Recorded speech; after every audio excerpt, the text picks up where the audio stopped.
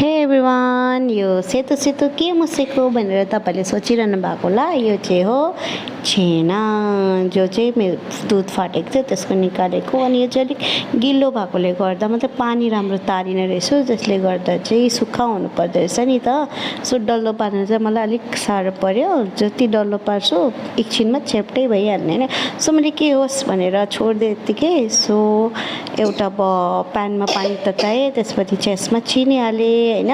So चिनी अलिक घोलिएपछि त्यसमा मैले हालेँ छेनाको त्यो अघि बनाएको बल, जो गोलो नभएर च्याप्टो भएको थियो।